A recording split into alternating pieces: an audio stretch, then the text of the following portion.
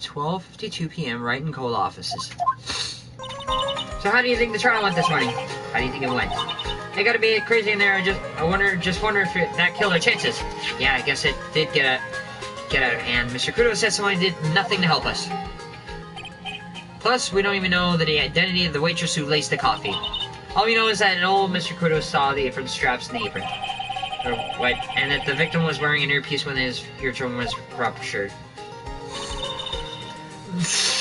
Talk about a terrifying case of contradictinitis. Time to play doctor and find ourselves a cure then, huh? Yeah. We've got to find one for Maggie or she's going to have a terminal case of guilty. Jerkish. Okay, so what to do? Well, I'm officially at a loss as to where to start. Yeah, me too. Let's try some brainstorming before you go first. I guess we should try to put Mr. Kudo's testimony to some sort of use. Yeah, that's true. And we need to figure out the identity of the actress and who the victim really was. Somehow I think the key to this case has got to be at Trisbane. Well then, let's go back there and check it out again. Oh, and we should drop it to Maggie and see how she's doing. Is there anything on your mind? Actually, there is something. I was wondering about Zin Yuff, you know, like what he's like and stuff. Oh, yeah. I almost forgot about that guy. Him. I beat you so hard I'll feel like you were smooching the express train. Phoenix Wright. You said you Phoenix Wright. He's got the same hairstyle as Phoenix Wright. Because I'm Phoenix Wright, the one and only. Why does he also have the same hairstyle? Actually, I learned a little something about my doppelganger. Huh? You did? What did you find out? Oh yeah, Maya was working at the restaurant when I ran into the Don Phone Leone. It's just a terrible version of me. Let's just say he was such a terrible version of me that I wanted to sue for defamation. What's that guy's story anyway? What does that have to gain by impersonating me?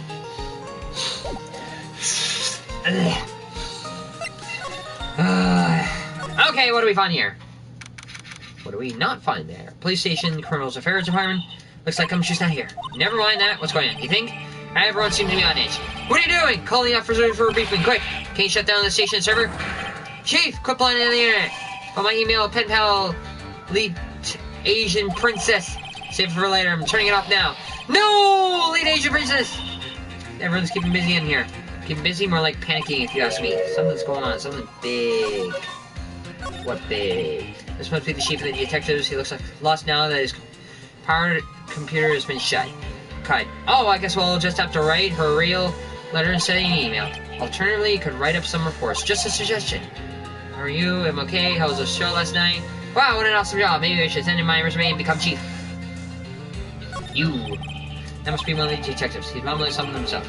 Even pickpockets can have their pockets picked.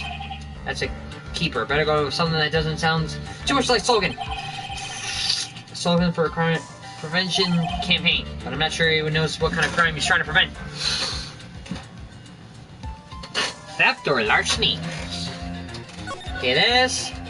Detective text or a little tinier. The same as before. Same as before.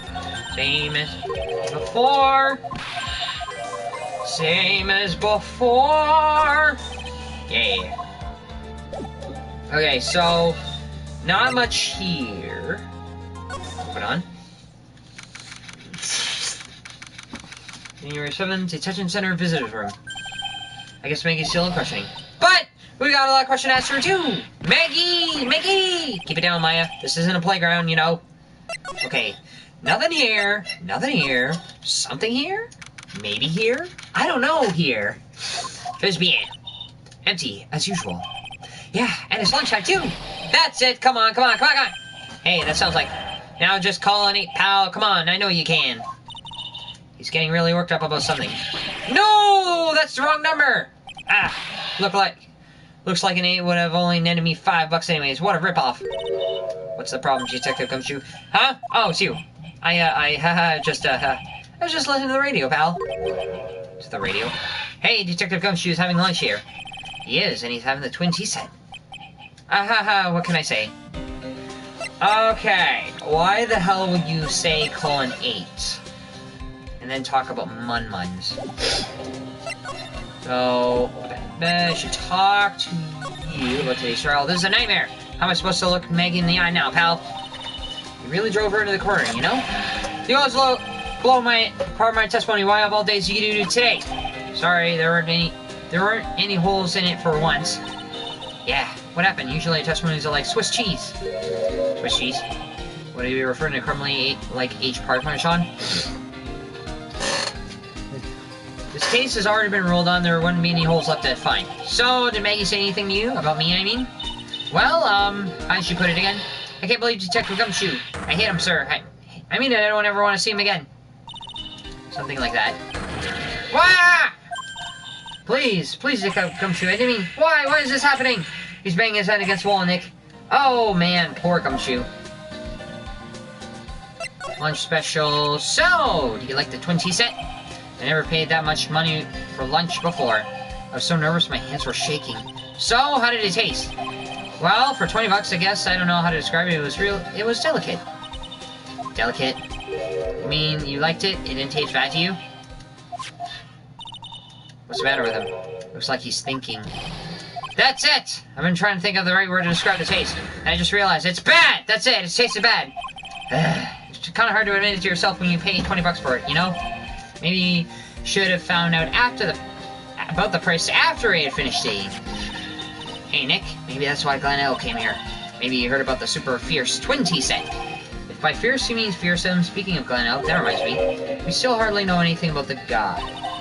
Why don't we ask the Gumshoe is to see why he's here? The radio.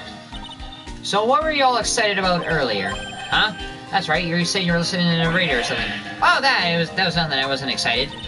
Come on, Detective Gumshoe, you can tell the little me, what are you listening to? Nothing really, it was just a daily exercise show. That was not the daily exercise show. One lock. What the? A psych lock? Ha ha ha ha, this lunch special's lobster sure is great. And why are there tears in your eyes? You know something. And I'm gonna have to break it open out to him. So, take that! Oh, wait. Oh, no, wait. Shit. Okay, look at this, and then take that! I think I should have enough evidence for one lock. The radio. Alright, Detective Gumshoe, tell me the truth. What are you listening to? No way, pal. Now that you've made me a big deal out of it, I'm not gonna tell you. We'll see about that, pal. Considering all the noise you were making while you were listening, it's pretty clear what kind of radio program it was. I'd say it was related to... lottery. Wouldn't you take it for $500,000? Take that! I'm right, aren't I? You were listening to the lottery results, weren't you? You thought you could try to win big just like an NL date. It's like you can see right through me! Huh? I've cracked them already? See, pal? That's why I said it was nothing. That was super duper easy. The radio. I'm usually pretty lucky, so I figured I'd give it a try. What's with everyone and the lottery? So, how did it go? I won 50 cents. It'd be better to win nothing at all and half a lousy buck back. I was so mad. Yeah, I know the feeling. I thought the same kind of ticket, bought the same kind of ticket as Mr. Elk, see? And they got the special radio show where they announced the winning numbers. They even knew the drawings live on the air. It's intense, pal. I bet that was Mr. Elk that was listening the day he was killed. Yeah. What time is it now? It's just after 1:30. And what are the lottery results and all this? And all the lottery results always broadcast at the same time. Yeah. Look, I got this flyer about the ticket. Millionaire Radio Flyer. Experience the most thrilling 10 minutes of your life every Monday at 1:30. What the hell? Millionaire Radio. That sounds cool. I want to try it, Nick. Then buy a ticket, Maya, with your own money. Okay, so... now what? Do I do anything? I've looked at everything. Crime scene as it was before. Table where the murder occurred. It gets with all this police paper on it. And that scene must be from the poison coffee. Don't go look at the tablecloth, Maya. Okay, so... what's in the kitchen? What's in the kitchen? There's me in the kitchen. Huh? Mr. Armstrong's talking to someone. That girl again. I'll be back next month. With natural lament, I will be waiting for you. Why does she have a strong hold on him? If you haven't got it by then, I'm afraid it might be a little hot around here. No! I will have everything, I promise! I love fire, you know? I love the way it crackles. Hee hee hee hee. No, no, no! Stop it, I beg of you! Then don't let me down, I'll be watching you. Miss, no, this is not necessary. You can trust me, mademoiselle. Talk to anyone and I'll drive a knife right through your heart. Oh no! You don't have to fall too much. Maybe this will help you relax. It's like oil of sandalwood. She's not buying it. I do love raw meat from time to time. Hee hee hee. Ah! I'll be taking my leave. Goodbye for now. What the hell? I have let shivers. I must rub some of the oil over my body before I become the nervous wreck. There! Oh, oui, oui, that feels good. Ah! Oh la la! Excusez-moi, monsieur. My eyes! My eyes! Your eyes. If you have trouble with the eyes, you need this oil of sandalwood. Isn't this just level over what you're just using? You have too much oil on yourself. Trust me. You don't exactly have many customers, do you, Mr. Armstrong? No, you're right, monsieur, but perhaps that is the perfect time for you to visit me, no? That's why I can give you my undivided attention and cook for you la dish supreme. Putting on a brave face, huh? That's what girls do, Nick. But you're right, business is very difficult these days. Perhaps the name is the problem. People don't understand what they think it's a tray. I just wanted people to think that my restaurant was exclusive. But they think that you just serve fast food on cheap plastic trays? Nick, that's kind of thing that you can make a girl cry. Have you forgotten that Mr. Armstrong is a man, Maya? But this restaurant is my life. It is everything to me. I will defend it to the finale. No one will take it from me. The woman just now. So, who was that woman you were just talking to? Oh la la, you saw that. Well, yes, sorry. So, how will she? She looks so polite and graceful. Polite, graceful. And she likes raw meat and fires, right? Come back, Natman. We naturally I'll be waiting for you. If you haven't got it by then, I'm afraid it might get a little hot around here. No! I will have everything, I promise. Now that I think about it... Hey, Maya, I think it's pretty clear what kind of conversation they were having. You think it's... Let's show them that piece of evidence and see what happens. So... Show them the loan contract? The only thing related to him?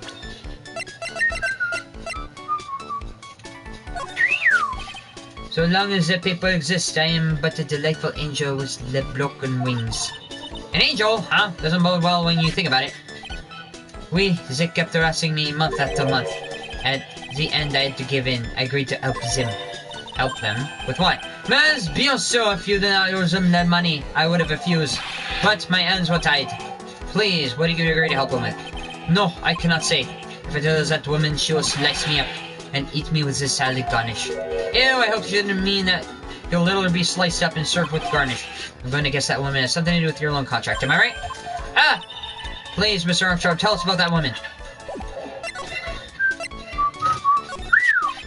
The woman who was here earlier, I take it that she's, why is it come to this? What a tragedy.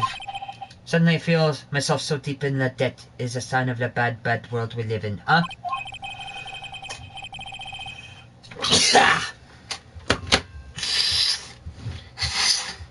No, I'd say it's more of a sign of a bad culinary skills. The woman who was here, she's a scary woman. She is from the loan office. Loan office? Is that where you borrowed $500,000 from? Oui, tender lender, it is called. Nothing tender about this lender. Unless you get mashed up, then... Catch your name, just hearing it makes me want to borrow some money. Please, you must not borrow from them. If you must, no more than $10. $10? Sounds like a whole monthly stipend, Naya. Hey, I got a bit more than that. Thank you very much. So $10 is a loan office you borrowed for $500,000 from, huh? I wonder if they got anything to do with this case.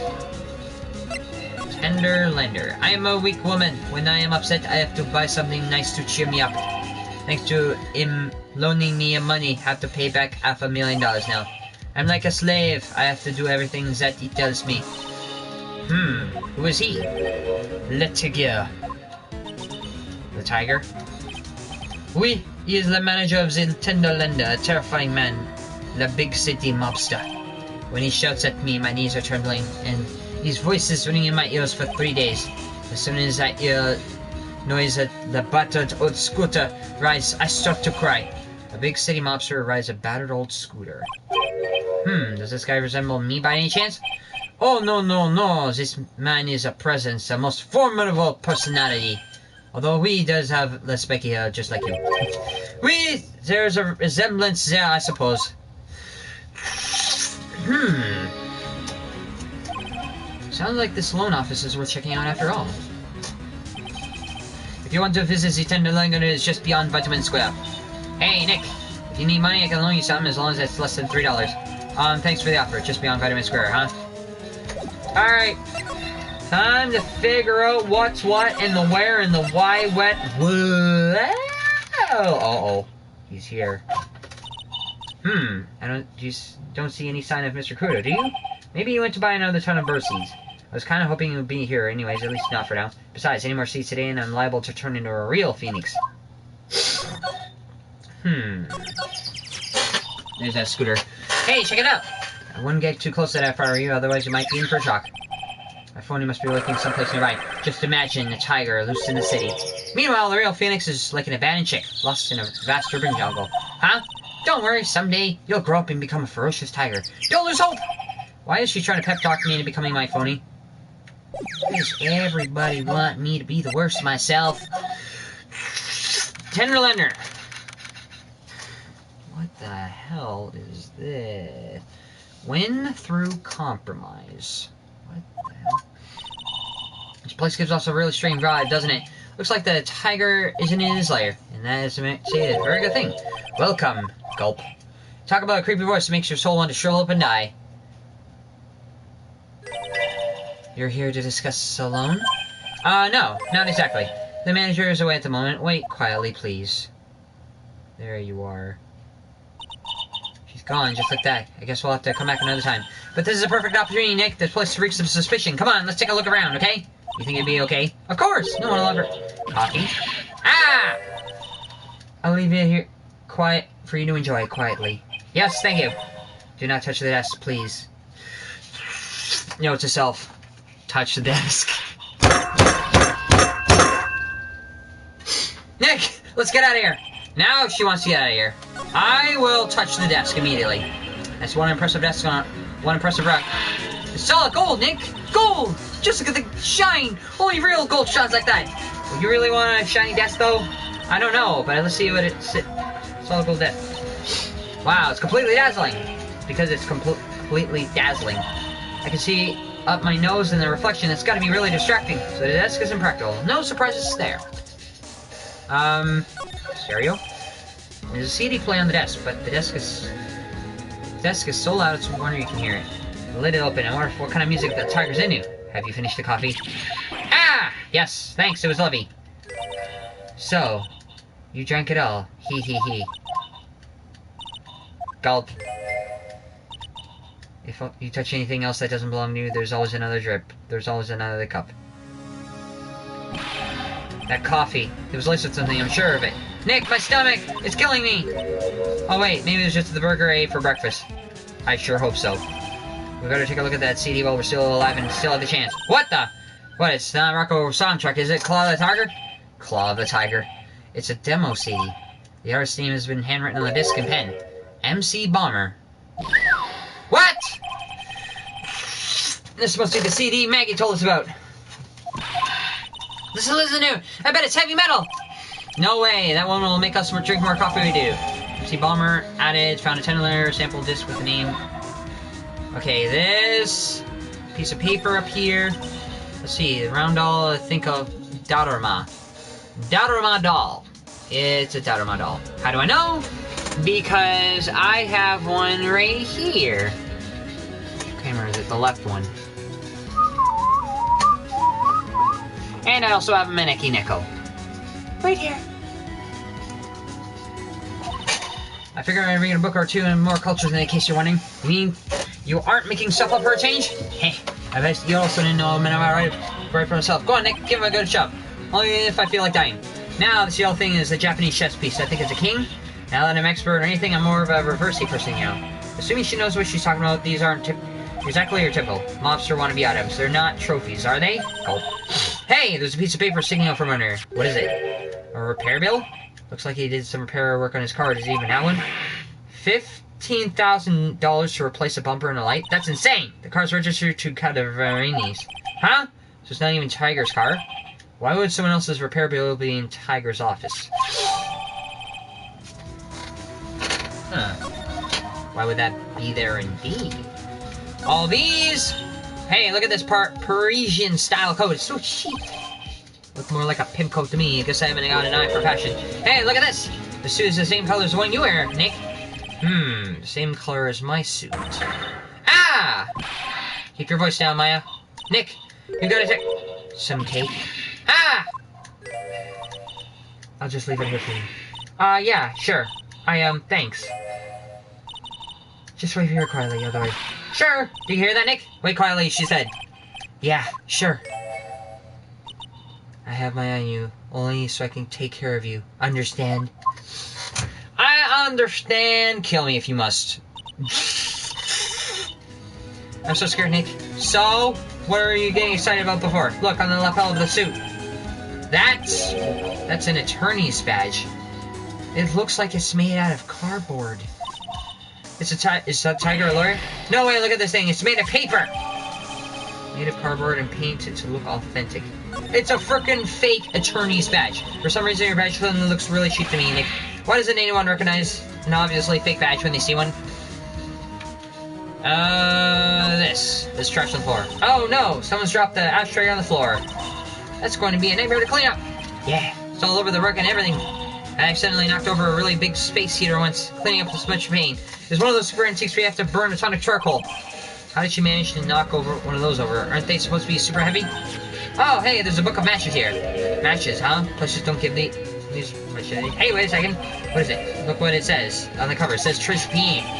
Trilogy matches added the court record. Matches used for advertising, found loading, and tender lender. These matches could come in handy. You might be able to use them. Yeah. Pile of light for the office boiler keeps going out. Swing and miss, Maya. Swing and miss.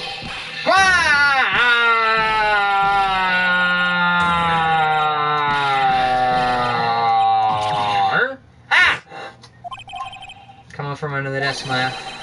What are you snooping around my office for? Nothing. You're just... my pressure carpet. You just got ash on my rug. You're gonna wish your ugly feet neighbor came through my door. It wasn't us. It was already... You just want to argue with me? Is that what you doing? You think you can take me on? I'm gonna flatten you to a pancake and turn you into my new rugs. Oh, Don Tiger. You're back. That voice is like evil sleeping in your head through your ears. I'm sorry, Don Tiger. I knocked over that ashtray earlier, and... Eek. Has she got the death wish or what? Oh, right. Huh? Forget about it, Viola. It's nothing. Wait, what? What? I ain't gonna get mad at you. You're too cute, you hear? That's so unfair. Here, have some cookies. I just baked them. And you'll need some strong espresso while you're discussing your loan. Gwah! Phoenix, right! Yes, you was either crazy or just plain stupid to chase after me. I worked so hard, but now you just gotta come and mess up with my plan. Plan? So it was him. He's my phony. Hey, but I don't care. No one gets in my way. What? I mean, excuse me? Hey. You should have left the little girl at home, right? I have a feeling... No questions. This is the last time we meet. Wow. Wait! Please! That was pretty weak, Nick. You waited until he was out of earshot before you shouted at him. Like you're one to talk, I didn't hear you scream. Hold it, either. The espresso. And cookies. This woman is definitely not good for my heart. Now is that the Tigger called her Violetta? I managed to get some evidence, if I can recall what it was, without looking it up. From the desk, it was the MC Bomber. From the table, No, behind the Chinese checkers and the Dada Madal, the paper with the repair bill. From the coat, this blue coat, the fake attorney's badge, and off the ashtray fell on the floor, the matches. So it seems like there's a bit of evidence lying about. Seem to have a lot of evidence piling up, but I wonder why this is there.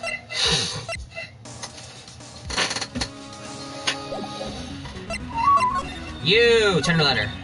So, I'm kind of curious about your company, tender lender. With warm and friendly atmosphere, you expect a family-sized business. A conscientious rate of interest in an attractive repayment policy. Why do I get the feeling this sentence is not going to end well? We will tenderly lend you that little bit extra here at Tender Lender. Hey, Nick, things are a bit tight for Wright & Co. at the moment, aren't they? I mean, there's at least $500 you owe me for a card game for starters. Why don't you take that loan? Would I like to take out a loan from a place like this? Not so much. Tender Lender is on your side. So, let's say I'm late with my repayment, what happens then? We give you more coffee. Strong coffee. Right, I think I'll skip down. Hey, just remember, I can make strong coffee too, Nick. Strong tea as well! I bet she's getting a little bit jealous, but she has no idea what she's getting jealous. No, about the incident we're investigating. What incident? Well, a man was poisoned in a restaurant just near here, that incident. Let me see. I was here that day with the manager. The manager being the tiger. Furio Tigre. Furio? Tigre? So that's where the tiger comes from. Zenough's got a real name, Nick. Hurry up and find out more about him. Yeah, I think I will. Furio Tigre, also known as a tiger. Tick! Can I ask you more about the tiger? I mean, Mr. Tigre. Cookie? No! Sure? How do you like my cookies? I baked them myself. Hee hee. Go ahead, Nick. The honor is all yours. No, ladies first, Maya. Hee hee hee. No matter how I look at this, I just don't get it. What are the tiger and a scary girl doing work together? We are lovers. That's not exactly coming across from your tone. And I owe Don Tigre my life. He's the one who saved me. The Tigre? Saved you? Please address him properly as Don Tigre. Otherwise I'll have to. Okay, Don Tigre. Of course, I'm sorry. You saved your life. I'm sure like to know how that happened. I'm very frail, you see. I died once. Hee. You died? About 4 months ago. The doctor said to abandon all hope. I guess they were expecting her to take the boat ride across the river Styx. But Don Tigre, he saved me. He gave up everything. Everything? When I found out what he had done for me, I was happy. No offense, but I'm finding that a little hard to believe. I decided to pay him back with my life by serving him coffee and espresso. I still wonder about what's in her coffee. So, is that why you got that bandage around your head? Hee. This? A head bandage. So what's the story with that bandage? They put it on after the operation. Operation? It's just a little injury. A little fatal injury. Hee. A fatal injury? I just suffered one herself by the sound of it. So what's the injury you were talking about before you said you had died once? Oh, crap. She's not gonna say it. She really creeps me out, Nick. Same here, but we gotta find out the truth. So, she knows something. Do I have the evidence for it? I don't know. I'm not sure. I'm half sure. But I'm gonna half sure it my way and take that! I don't know. I'm not sure. 4 locks. Very hard. Difficulty. You said that the bandage around your head was from an operation. You also said you suffered a fatal injury to the head. Yes, the operation was very difficult apparently. Now, by fatal injury, you meant you were hurt very badly somehow, right? Hee. Did the injury in question have something to do with this? Is there something I got from here that would explain... paid by Tigre to Cadavari. Who's Cadavari? Violetta, thoroughbred person. I'm looking, have something to do with this. A repair bill. An auto accident? Take that! It did work. I have here a car repair bill. From this, it seems pretty obvious the car was involved in an accident. Ooh. Let me see that. This bill is made out to the Cadervinis. Yes, it is. I don't think I ever introduced myself. Tell me, what do the Cadervinis have to do with me? Something tells me she's not saying hi and introducing herself. Alright. Your relationship with the Cadervini is very strong. This is why.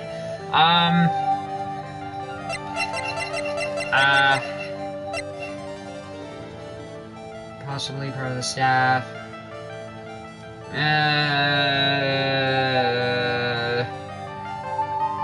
I don't know. It is very strong. Do I have anything for the Cadervinis? And this is why.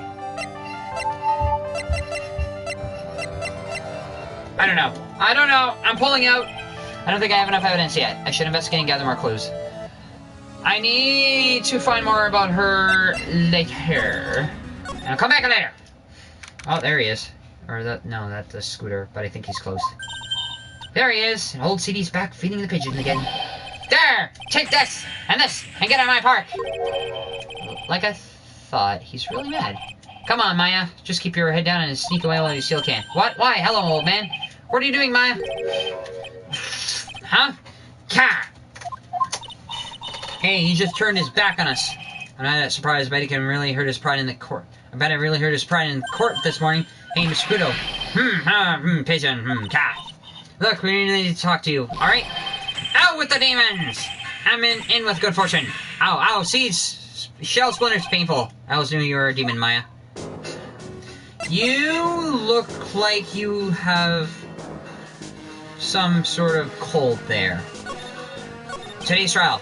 I'm sorry about what happened in court today earlier. Everybody talked about me behind my back now. A dirty old man who was so busy looking at a serving girl's backside that he can't remember her face, a filthy, depraved animal. Not at all. Are you listening to me, boy? I don't care what you say. I saw the waitress in it. She put some white powder in the young lady's chavkino. We hear you. And another thing, the young label was wearing an 8 piece on the same side as the lens of his broken spectacles. We're really sorry. Broken spectacles? So I made a little mistake about the vase. So what? I know what I saw. I tell you. Okay. Take it easy. Please, Mr. Kudo. Don't tell me to take it easy, you spike hair back. Take this. The embroiderer. You say you're a craftsman, right? The modern world casts craftsmen aside in droves. Surely it's not that. I come from a long line of craftsmen right back to the time of the shoguns. You hear me? I didn't become an embroiderer. I was born one! Actually, I'm kind of in the same situation myself.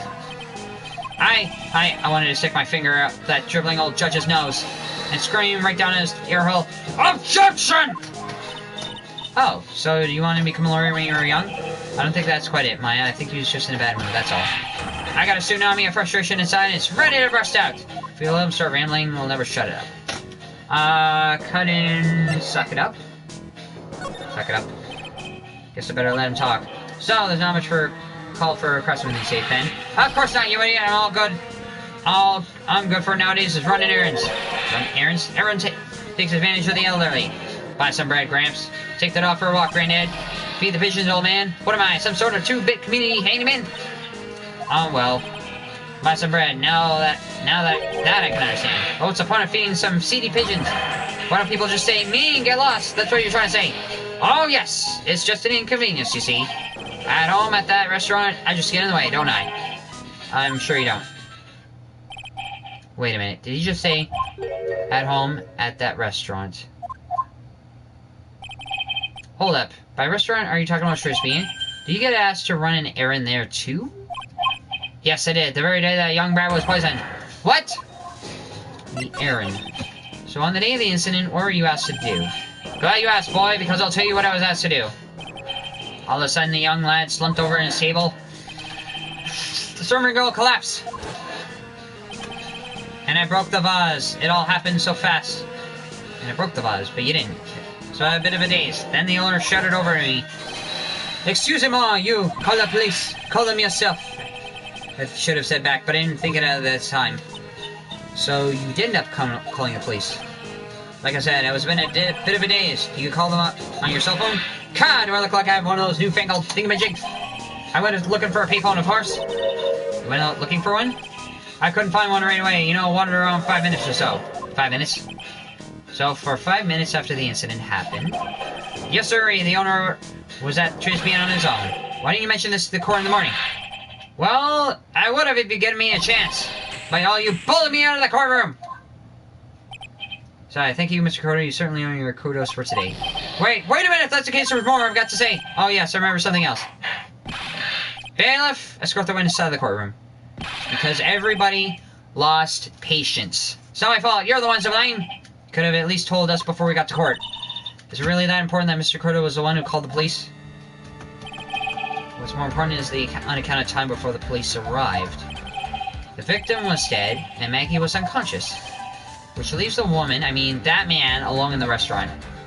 Mr. Coda might have well been chased out of the place on purpose. What do you think? Maybe a certain someone didn't want him in the restaurant. Ah! Oh, sure, you go ahead and say I was in the way as usual. I suppose I should have been getting myself covered in the pigeon poop instead, We need to get more details on what exactly happened. From Maggie and from Mr. Armstrong. Okay. So... Are you gonna tick? You're not gonna tick. Oh wait, do I have to go to the kitchen to find out... Armstrong? Looks like Mr. Armstrong's done it again, but the place is open for visitors. You can't leave an open restaurant without a chef. Hey, it's not my fault, Nick. Don't take it out on me. Only a couple of minutes after the incident happened, Mr. Coda left the scene, leaving Mr. Armstrong here alone. Ah, missing when we need him the most. Maybe he's trying to avoid us on purpose? Maybe. Who knows? Unless we find out. Then we'll know. Okay, fine, go to the detention center. And you're not here. Nobody's here. Anybody else here? No. Okay, so... Nada. Nada. Nade. Night. Okay, so, do I talk to you about everything? No. What if I talk to you about all the profiles? You? You know, all your years, I've never seen a witness who was confused. Damn confused before. Yeah, he looked pretty confused by his testimony. Nothing against old guys, I like them on all. But it sounded like he was pretty sure about what he saw. Yeah, that's the impression I got too. Me three. But that was why doesn't even a single part of his testimony corroborate with any of the facts. You! You know what that chef said to me? Ooh la la, your body is full of the toxin. And he gave me this bottle. What's in it? I don't know. Okay, I think I talked to him before. Nope, you don't know anything about you. Good. You! Nope. You don't know anything about this. Do you know anything about the scooter? Hey, putting this up for sale, pal? No. Why would you want a busted up scooter like this? Wanna call me for a little bit? And it's all, seats covered in pigeon poop. Who cares? If it runs, that's all that matters to me. My phone was riding on this bike. Maybe if I head back to the park, it'll be there again. Contract. No. You. I think.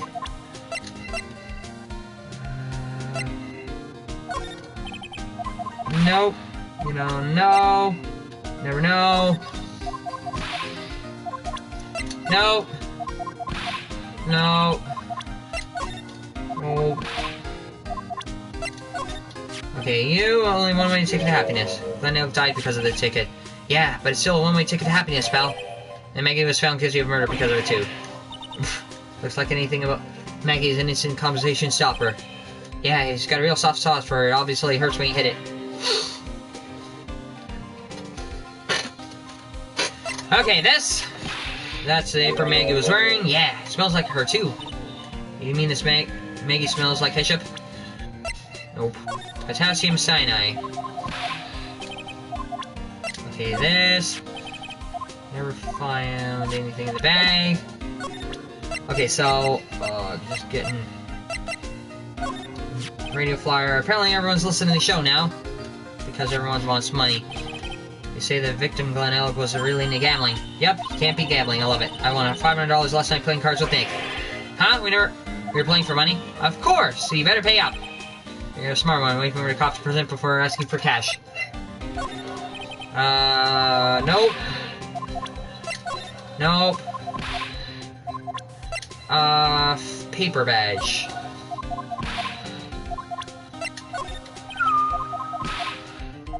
Nope.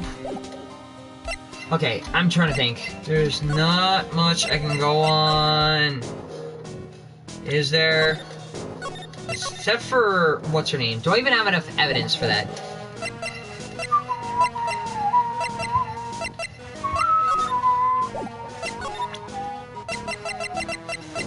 This. I'm gonna take a look at this. Nope.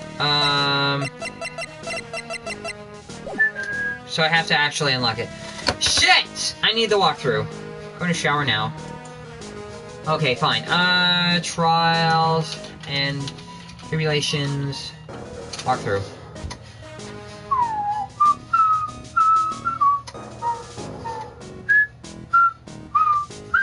Do I have enough evidence for that? Turnabout beginnings, recipe for turnabout, the Trot Part 3 investigation.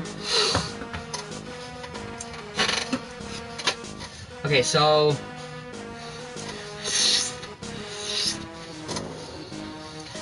customers, loan contract, being 2, tender lender. Okay, so don't have that. Move to Vitamin Square. Move to the kitchen. Armstrong left the kitchen. Open during open hours. Move to the detention center. Maggie is down. We're questioning. Really? I didn't see her last time I was there. Shit. Maybe I missed her. Oh well. Figure it out. Nope, she's not there. Shit. Oh well. Ugh.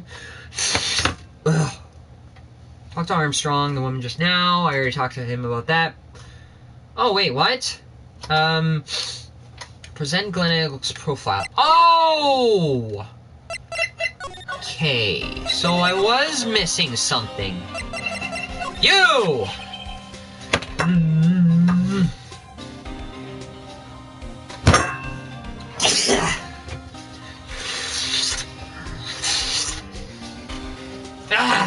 Hello? You're finally feeling better now that you're back at your place.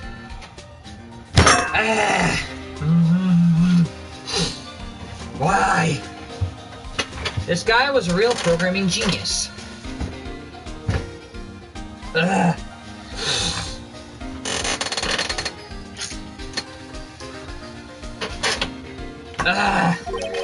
They called him the walking computer in a place where he worked. What happened when he crushes, though? When he just stopped moving all of a sudden?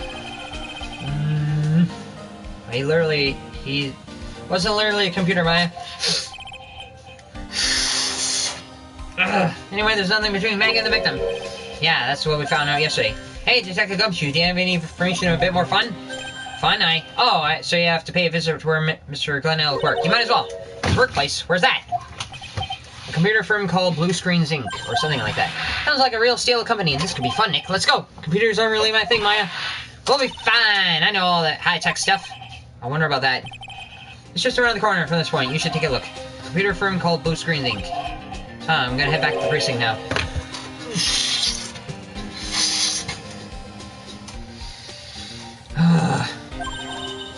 Follow Maggie's case, you mean?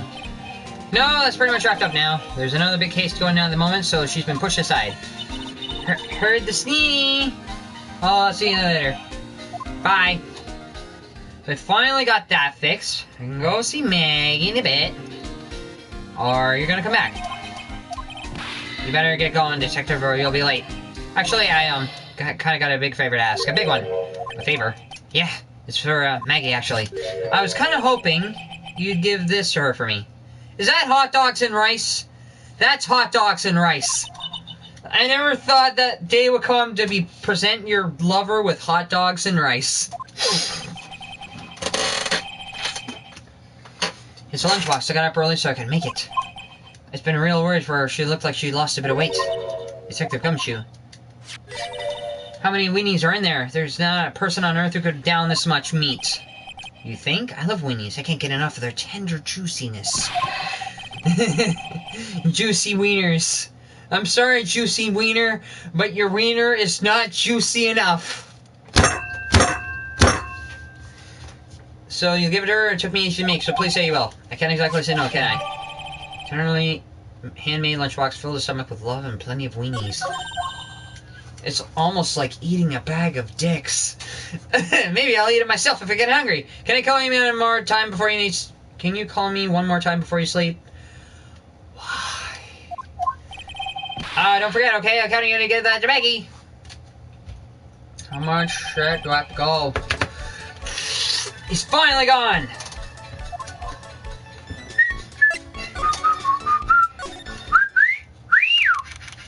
January 7th, Detention Center Visitor Room. Oh, Mr. Wright! Hello, Maggie. So did he finish questioning you? Lol, wiener joke! You received an invitation. Call of Duty Black Ops 4.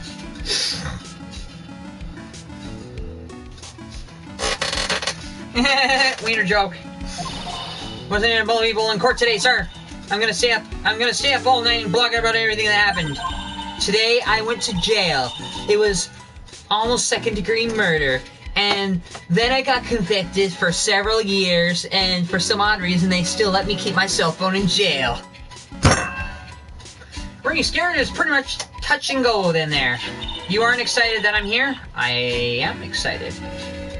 I'm just so mellowed out, and I can't wait for you to be here.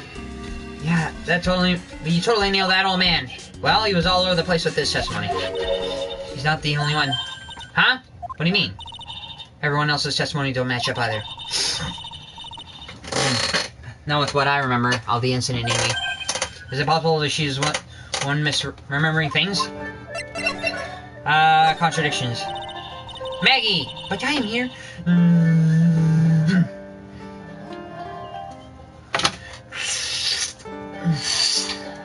You know how you said that everyone else? Provide a testimony that doesn't match up with what you remember? Yep. There are just too many things that don't seem to add up. The biggest contradiction is the other guy saw at the victim's table. He was the one who slipped something in the victim's coffee. I'm sure it was him. But didn't Mr. Kudo testify earlier today that it was the waitress who put some white powder in the coffee cup? Do you really think it was this disappearing man that did it? Well, he's not the only thing that disappeared. The CD vanished as well. Do you know the CD with the writing on it? Oh, the MC Screwdriver album, right. It was MC Bomber Maya. That name was scrawled on the sport paper as well. He never did find it at the crime scene, sir. Or the victim's medication. That's gone missing. Ouch, my head. This is getting way too complicated for me. After the incident, you said that you passed out when the victim Glenn collapsed, right? Yes. It's so embarrassing. I mean, I used to be a cop. When I came to the restaurant, I was buzzing with police. And before I knew it was going on me, they arrested me, sir. So between the time the victim was collapsed and the time the police arrived on scene, you had no idea what went on at Tres Bien. No idea at all. Why? Is it important, Mr. Wright? The other witness, the old man from the park, was pretty much chased out of the picture. Chased out of the picture? What do you mean? Old CD was inside the restaurant because he was told to go call the police. Exactly. And you, Maggie, were unconscious. And that means Mr. Armstrong was alone in the restaurant for a brief period of time. No, you don't think Mr. Armstrong set me up, do you? When you consider the facts, it's hard to imagine that Mr. Armstrong isn't involved in this at all. Grr, it's like that master biting the paw of the dog that it feeds. Are you sure about this, Mr. Wright? Well, the old man said as much as when you spoke with him earlier. We don't know. Things that man says don't add up for some reason either. Maggie looks like she's trying to figure something out. Maybe we should ask Mamie about what she knows about old CD. Ask about old CD. About Victor Kudo. Feels like forever since I saw witnesses slippery old man. He's not really that bad of an old man, though. Still, I feel a bit uneasy. Huh? I thought you said you just felt much better. Maggie, if there's something on your mind, you gotta tell us. Especially if it has anything to do with Mr. Kudo or his testimony. Roger, I'll spill it in. I'll see what you make of it. Okay, Victor's testimony. Is there anything about Mr. Victor's testimony that stood out as odd? Actually, yes. The fact that he was even testifying to begin with doesn't quite. Well, when I took the coffee over to the victim's table, it's true that there was another customer in the restaurant. Yeah, we don't know that Victor Kudo, but I can't really say it was an old man. Okay, then how about calling him a really old, middle-aged man? No, age isn't the issue. The other customer was a woman. What? A woman? Are you sure, Maggie? Well, I'm not 100% sure, but I think so. So what did this woman look like? She was sort of creepy. She had a kind of cackling laugh. Creepy? Cackling? Why do I get the feeling of coming across a woman like that recently? I think I have. And I think I can figure that out. Violetta. I know you used to be in the police force, sir. Okay, so... Present... I think there's another thing I can present. This! No. I have the MC Bomber! Why won't you talk about it? Nope. Oh, is that your attorney's badge? Actually, it's a fake. Holy smokes, that's it! Huh? That's a badge your phony had, Mr. Wright. You got to buy this, but it's a completely different color. And that's a... And what about the fact that it's made of paper? He said the badge got a tan as well while I was in the Hawaiian business. I'm beginning to see how my phony was able to gain her trust. You. I know you used to be on the police force. This! Oh, I got something you're gonna love. Really? What is it? A lunchbox, just for you. Here. Wow, a lunchbox. Weenies, too. I can't believe it. Thank you, sir. Do you make this just for me, right? Nah, I was Detective Gumshoe. Also would make a nice lunchbox for you. Detective Gumshoe? He's really worried about you. Looks like he put a lot of effort into making this, too. I can't accept it. Detention center rules. No gifts allowed either, sir. Hey, come on, Maggie. Don't be like that. The rules are the rules. They'll lock you up if you break them. Somehow, when an ex-cop turns waitress says that, it seemed a whole lot scarier. And anyway, I hate weenies. Oh, really? It's all yours, Maya. You can enjoy it with Mr. Wright. But, she's right. It's better than letting it go to waste. But, I guess so. Gumshoe's lunchbox eaten with Maya. Well, how was it? That hit the spot. I love weenies. Oh, good. I'm glad I gave it to you, sir. So, you wouldn't accept the lunchbox. Why would you not accept the lunchbox? It sounded really... What the hell? Okay, so... Blue screens... Present Glenelg's profile. Okay, so I gotta go to blue... Screens... Ink... There it is! Found it! What the hell? Blue Screens Incorporated. Those are not blue screens, those are black screens. Wow, this is so high-tech, you can almost smell the electricity in the air. It's a computer firm, they can't work without electricity, you know. Who are you? You look like a beta chick that came out of a VR program. I'm sorry, access is restricted to authorized personnel only. This is a computer programming laboratory. There are far too many trade secrets that could be leaked. Also, I sound like Gladys for some odd reason. Wow, what secrets? Everything you see here is classified. No information can leave this building. Understood. Who is this woman? She's like a robot from some kind of whacked educational show. My name is Lisa Basil. I'm the company director. Director? She's a human? She seems more like a ghost in the shell. And the thing over her eye, is it the same device as Glenelg's? That's a DMH, right? No, that's an HMD. Nice try. But it's the other way around, HMD. All my programmers here at Blue Screens Inc. are supplied with HMDs. Then do you write programs too? No, I just enjoy wearing this. I do it for pleasure. You may tempt me, but I will not give in. They are pretty cool! I wouldn't mind one. You! What about you? Why is there a mess here? Wow, look at this mess. Looks like they're all betting tickets. What kind of betting tickets? For betting on which horse they'll give in a race, they're horse racing tickets. Wow, their drawers are stuffed with these. Looks like they're all losing tickets, though. Losing horse race tickets. Found in Garnetzx. There's over 500 of them. This many tickets will get you, what, $1 down at the recycling center? But I didn't know you were trying so hard to try to get profit from the dead, Nick. I'm just taking them as evidence, Maya. Okay, what is this? Whoa, look at this desk, Nick. What a mess. Looks pretty average to me. I mean, you don't get any work done with everything all over the place like this. You think? Real whiz kids can work under any condition, you know? Just trying to take a hint, but you should tidy my desk more. I'll cleaning my desk when Maya stopped slowly questions. No worry then. Hey, this calendar. What about it? Is there just another hint about timing? You can forget it. Someone's marked December 3rd in red pen. December 3rd? The day Mr. Mr. Alec was murdered! Is there anything else? Yeah. It says meet with the tiger. Ooh. The tiger? The day that I meet with the tiger. Huh! This is very interesting. Please tell me more. I would like to discover more information about your whereabouts and other information. He's really pounding that keyboard, isn't he? No, he's not. You're not you don't pound the keyboard like that. You pound the keyboard like this. Where the pro and programmer comes from, huh? I guess I should be really resting on my laurels. Gotta expand my skill set and all that.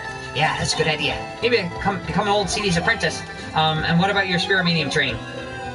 You and you. Huh? Hey, look at Nick. It's a supercomputer. Looks like a really smart and wise, doesn't it? Computers are only as smart as the humans who use them, Maya. That explains why we don't use the computer in our office. You work there too, Maya? Yeah, but at least please don't argue about something so trivial. Otherwise, the computer will laugh at you. She said she'd laugh at us, Nick. She's a human, Maya, not a computer. I wonder, is she? Those pillars almost look like they're moving. It's kind of unsettling. Yeah, just like a little bit twisted or warped or whatever word I'm looking for.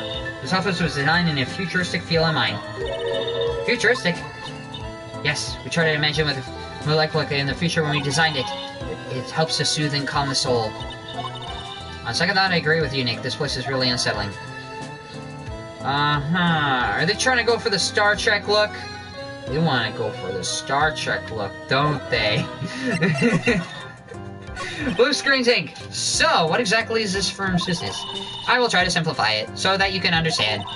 We analyze the data management systems required by certain branches of industry, and then deliver optimum operating systems and source-level components to them. Also, I make up random words, just to sound more robotic. Ha! You lost me in the corner of analyzing management. It doesn't matter, they analyze stuff, you got that much right. The software we produce is distributed on CDs. That is not the only thing I produce. Har har har har. CDs? Yes. Compact disc. Digital optical storage media. Of course, CDs are used for software as well as music. It's a small firm, but all of my employees are first-class programmers. Let's ask one of them to see what they're doing. Excuse me, what are you working on right now? I'm researching the impact of a time-splicing common areas, logical access to shared global variables. Obviously, program structure heavily influences time and space and performance of the co-op independence. Variables in the memory overheads is vitally important to the success of the execution. Well, you get the idea. This is sort of the thing we are involved in. In other words, I make no sense whatsoever, ever. Did you good people follow all of that? No. No. Yeah, your blank smile just said otherwise, Maya. What happened? You know about what happened, right, Miss Basil? You mean about being poisoned? Yes, I know. It's terrible. Yet I smile. Can you tell us anything about might be helpful? I don't think so. A police officer was here earlier, too. But I couldn't tell him anything either, because the waitress has committed the crime has nothing to do with Blue Screen Inc. Oh. How about Mr. Garnetzx's desk? Have you cleared it already? No, not yet. It's the one right in front of you. If there's anything that might be useful to you, you are welcome to take it. I guess there might be a clue here somewhere. What about that stack of magazines? I already looked it up. Okay, I feel like I should show her something, but what? Blue screens, what happened? Examine the desk. Losing horse race tickets. Present Garnetzx profile. Troubles. Okay, so we gotta talk about Brooklyn here. About Mr. Elk. He was a top programmer. I would even say he was a genius. But he did suffer from one or more 2 bugs in his personality. Also, he had hearing loss. What a shame. Oh, like what? He was a bit of a loser. Perhaps that would be the best way to describe it. That's what got him into trouble. What's the matter? He was a top programmer. I would even say he was a genius. So he really no trouble at all. A model employee. You just called him a loser, you goddamn liar! Hey, wait a minute. Just now you said something about him being in trouble. We got to find out exactly what this trouble was. And I think I know what it is. Glenn's troubles. About Mr. Elg. Was he in some kind of trouble? I'm sorry. Wait, why would you think that? I thought you said something just now. You said he got himself into trouble because he was a bit of a loser. Figures!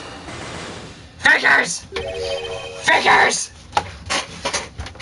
Figures! 3 Cyclops. Was Mr. Elg like every other man in his own pile of secrets? Okay, so according to the walkthrough, I cannot do anything about it. They gotta go to the kitchen, find no one. Okay, kitchen. See Armstrong taking the mysterious goal. Okay, so I already talked to Mr. Armstrong. Go to Trust Brain. Along the way, Gumshoe's asked to leave a girlfriend. Continue to move Vitamin Square. No, leave to attend a meeting. Wait for record. Continue to move to Vitamin Square again on the way. Tender Lender. I already examined all that. The Vitamin Square. The Aaron kitchen has left the kitchen. Move to the detention center. Contradictions. Move to the Criminal Affairs Department. Okay, so Criminal Affairs Department.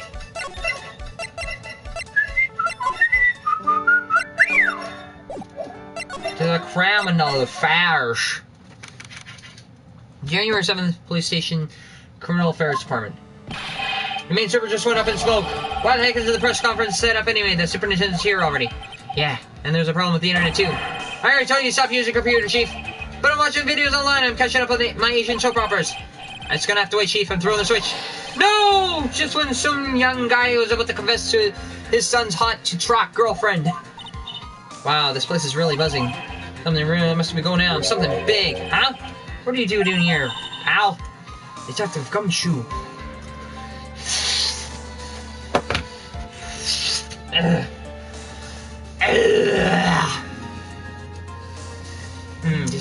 Gumshoe, you can't be here right now. You'll be roped into the briefing if you stay, huh? We've got a big problem here today. Why? What's going on? It's a virus! A virus! A virus? That's a virus ripping through the precinct's computer system. But I really need to ask you some questions. Tenderlander... Okay, I'm gonna say this once, so listen up. Yes, no matter how poor you get, never borrow money for the place like that. You hear? Okay. If you got money trouble, just go on a diet of instant noodles and hang in there. And we're not thinking about borrowing money, Detective. We want information. Oh? Is that all? Well, let's see. Tenderlander is considered to be even fishier than the average illegal loan shark. And it seems that ran into trouble some recently. Those guys have really been heavy-handed calling in all their debts. Really? Don't go poking your nose around in their business, pal. You'll really regret it if you upset that lady. Alright, I get the picture. Hey, wait a minute. What did you just say? That lady? Who's this lady talking about? We're gonna find out more of the story with this lady. And I think I have an idea. Take that! That's the girl who worked over at Tenderlander. You want to stay away from her, okay? I mean it? She doesn't look like unforgiving, does she? That should be the least of your worries, pal.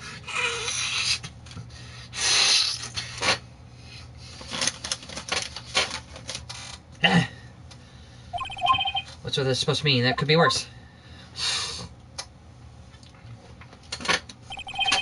Her name's Viola Cadaverni. So she's a Cadaverini. She's the only granddaughter of Bruto Cadaverini. Bruto Cadaverini. Do you know who that is, Nick? Never heard of him. Nope. I ain't never heard of him. Bruto Cadaverini is the boss of the Cadaverini family. The Cadaverinis? That's one scary sounding name.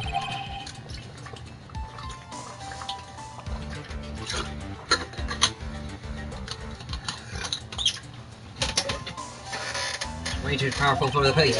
But you're the one. You're thinking of taking them on, aren't you? No, I don't remember ever saying I was going to. Better get some more info about Gumshoe about this family. The Cadaverinis. I'm not sure if I really want to get involved in this, but who are the Cadaverinis? Who are they? A scary bunch of people, that's who. You're a cop, and you're scared what this about. Trust me, it doesn't matter if you're a cop or a kid or a cop, these guys are scary. They got some serious clout in the criminal underworld. What the frick does clout mean? Clout. Definition. A heavy blow with the hand or a hard object. They got a heavy blow. They got clout. Influence or power, especially in politics or business. So they have, like, political weight, I think. We can't touch them. They've got too much moolah. Moolah? As in, they pretty much control the cash in the city's black market. The black market, huh? And that includes tender lender, I take it? Sure, no one stands up to Bruto Cadavrini, and I mean no one. Interesting. So, Viola is the granddaughter of some mafia boss then. Yeah, and everyone knows how much Bruto loves his little girl. Granddaddy's little princess! She means everything to him. So, how did she end up at Tender Letter? I don't know, pal. But I heard she's the boss of Tender Letter. She and the boss of Tender Letter are pretty tight. Tight? That's what I said in the file. Like, read the Maggie's case. Sounds like a pretty important clue. Computer viruses. So, what is a computer virus detector? I don't know. What? Look, I just go with the flow, alright, pal? And your thought detectors were supposed to be someone knowledgeable. What's up with that face, pal? You think I know what a virus is? Something that spreads a lot and makes copies of itself and attempts to overrun the system. Well, Nick, do you? A computer virus? Sure, I mean, it's only simpler terms, of course. Really? Wow, you know everything, Professor Nick. Yeah, I'm gonna call you Dr. Wright from now on. Hey, that sounds pretty cool. Don't you agree, Dr. Wright? Why do I get the feeling they're making fun of me? Okay, fine, I'm no expert. I can at least explain the basics to the two of you. What's a virus? A virus is a program that gets inside a computer and causes damage. Damage? You mean it makes the machine go boom and explode? No, the damage is done while it's internal. So it's inside goes boom, right? Imagine all the case data you stored on your PC here in the station. A virus could wipe out all that. That's kind of the damage I'm talking about. Whoa, that's scary. Yeah. And what's even more scary is that viruses are infectious. Infectious? Most computers are connected together on a network, right? A virus can move from one machine to another network. So the virus just keeps spreading faster and faster. Just like a real virus, huh? But, Nick, why would anyone want to make a program like that? Yeah, it takes ages to type in all the data. Why would you want to destroy it, pal? No, people don't infect their own machines. They send the virus to someone else's. What? That's horrible. Oh, I get it. It's like if you're sneezing on Mr. Godot, so he catches a cold. Right, so then you wouldn't have to be able to turn up the court because you'd be too sick. You really shouldn't do stuff like that, Nick. It's wrong. Who? What? Where? When? And why the conversation jumped to talking about me? Anyway, that's what a computer virus is. A bad program that causes damage. And all the different viruses have names, right? I kind of feel like I've heard the name of the virus we caught somewhere before. The name of the virus, huh? I feel like I've heard of it before, too. Name of a virus that is on a computer. Huh. A name of a virus.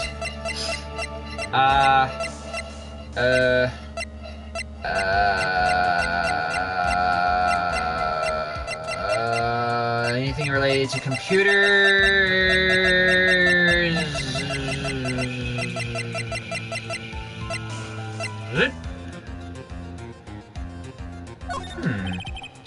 I'm sure about this. No, he doesn't know anything about that. Okay, ooh, name store paper and written in that CD. That's the name of the virus. MC Bomber. What? Yeah, the virus that's just infected every computer in the station, pal. It's MC Bomber. Can you give us any more details, please? Huh. MC Bomber. We already knew about the MC virus for a while back. A group of criminals issued a series of demands to head honchos of the law enforcement. They threatened to release the virus if their demands were met. Who are they? I don't know, some hotshots from the criminal underworld would be my guess. Now the virus has been released, huh? Yeah, it's in every computer and every public office in the city. Everyone going nuts around like they're dancing in a carnival. All this stuff with criminals and viruses almost feel like we're in a sci-fi movie. Apparently the programmer who made the virus was a real genius or something. The focus right now is tracing the root of the virus on the black market. You mean someone put the virus up for sale? Yeah, and because this one's so powerful, they're estimating its price tag was in the millions of dollars, pal. In the millions, a virus can be worth that much. Contains a computer virus program. Ah! I can't believe it. I almost forgot the most important thing. And that is, you know, the lunchbox? How did everyone go? Lunchbox? You remember? The weenies? I hate weenies. Oh, yeah, those weenies. So, how did my weenies taste when they went down the hatch? Huh? Well, it was delicious. Yeah, that's what she said. Really? Well, not exactly. Don't worry about it, pal. I figured something would happen, so I came prepared. Prepared? What do you mean? I made a jumbo lunchbox. Do me a favor again, huh, pal, and deliver this? This sure is a heavy burden in more ways than one. I can just imagine Matt. He's little sparkling joys wouldn't bring her that. We needs again, Nick? Please tell me we don't have to eat those two. Oh, God. I really can't eat anymore. Oh, yes. Okay. Okay, so MC Bonner presented via Lotus profile. I've already talked about the Catarinis. Then the Magatama. Okay. You have to show Lisa. Well, the horse racing tickets. Let's see. Okay, so I know what to do. Even though I'm looking at a walkthrough. But I'll look at it. Look at it. Look it up! Look it up! Please, and thank you. Okay, so I gotta go back to... Actually, no, I gotta go back to blue screens. Now, you... I'm gonna have fun with. Because you sound like a robot. Take that! And your whole suit flashes. 3. Glenn's troubles! Let's turn this off for a second and see if I can get it. So, how about you tell me what kind of trouble Mr. Elk was in? I'm sorry, sir, but we don't have to deal with troubleshooting here. Perhaps you'd like to speak to someone in customer service. What's she talking about? I guess I better just take a shot and see where this gets me.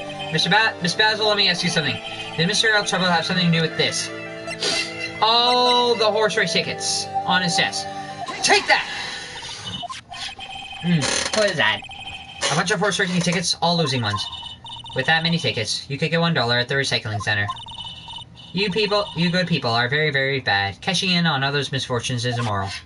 Is that a whiff of hypocrisy I smell? But what is the real relevance of these tickets? The victim, Mr. Glenn Elk. He had a gambling habit, didn't he? I don't think that is a logical conclusion based on the facts. Everyone likes to go to the races from time to time. Yeah, but not everyone buys this many tickets. Anyway, I don't believe that proves anything on its own. You're right, but I'm not through yet. Mr. Elk gambling wasn't restricted to horse races, was it? It was restricted to programming, so take that! Shit! Looks like I got that wrong one. Anyway, I believe it through Mr. Gambling was restricted to horse race tickets. It was... this! The lottery, horse racing. He bought a lot of tickets and lost a lot of times. It's got to hurt his wallet pretty bad, don't you think? Maybe bad enough to be in it cause pretty serious trouble, perhaps? No! You are right. Glenn did have a gambling habit. You good people must not follow his example, do you understand? Trust me, even if I wanted to, I don't exactly have the money to buy any. But if you win, there's no problem, is there? And Glenn had a winning ticket, didn't he? For $500,000. Yeah, but it's hard to imagine how he could have been in trouble then, isn't it? It's true that Mr. Elk won $500,000 in the end. Oops, no. But that was the first stroke of luck, but he was in deep trouble before that. Deep trouble? What do you mean? Mr. Elk's real problem was with someone or something more terrifying and ferocious. Speaking of ferocious, I think I know this. Take that! Fury Tiger, the boss of the loan office called Tender Lender. Tender Lender. People with businesses should think harder before naming their offices. Like you want to talk? Well, what do you think? Our firm is doing well at the very moment. I don't think we need to borrow money. No. I mean about Mr. Elk. I think Glenn Elk had something to do with Furio Tiger. Yes, I'm sorry, I don't know any connection between the two of them. Really? Because I've got the proof that Mr. Elk and the Tiger knew each other.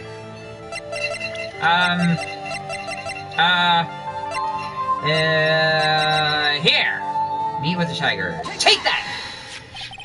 Furio Tiger, aka the Tiger, is the boss of the loan office called Tender Lender. This is who Mr. Elk met with on the day of the murder. And the only one that took a long shark would talk to him would be his debt. No! It's true that Glenn had racked up quite a bit of debt from his gambling habit. About $100,000, I think. $100,000. Ouch. But I heard he won the lottery, so he should have been in the clear. Shame Maggie couldn't get a bit of a good luck. Okay, so the guy got lucky and won the lottery. But what if he hadn't won? What was his plan then? Well, this isn't easy to say, but he said he would use his talents to repay the money. His talents? I suspect he was talking about programming. What's a computer program? Is worth $100,000. Perhaps you good people should leave so I can get back to my work. I'm getting so close to cracking here. The program is question. Was it by any chance this? I think this is the time I submit this because it can be worth a lot of money, as discussed by Gumshoe. So, take that! Well, this is it, isn't it? There's a virus that's infecting computers worldwide as we speak. MC Bomber. No! Shutting down. There we go. And then there will be cake. Okay, I'm gonna read it normal. Glenn's head had more processing power than any computer, but it had been infected with a gambling virus. Glenn was in too deep. You mean he was in debt? Yes, $100,000 in debt. Not an easy amount to repay. So, he said he was taking on some extra work, something a bit risky. Risky? How? Maybe he was going to become a waitress at Trisby Inn? Where do you come up with those ideas? Risky extra work. So it's safe to say that Mr. Alec was the creator of this virus, huh? MC Bomb virus, huh? It was a work of genius. It was in a sort of bad sort of way, of course, but still genius. Something like that would probably fetch several $1 million on the black market. Inconceivable, Gumshoe was right for a change. This date, December 3rd. That is marked on the calendar. That was the deadline for repaying his debts.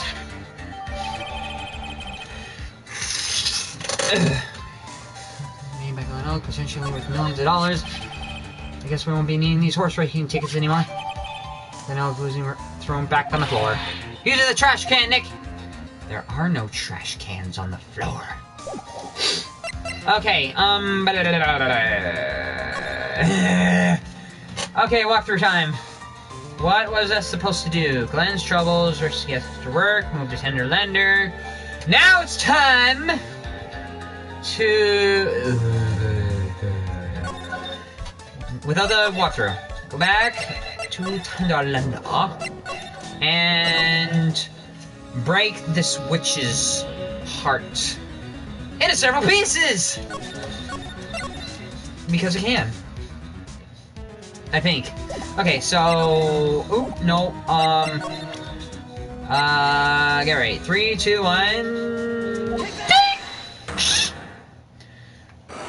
Okay. I think I have the evidence.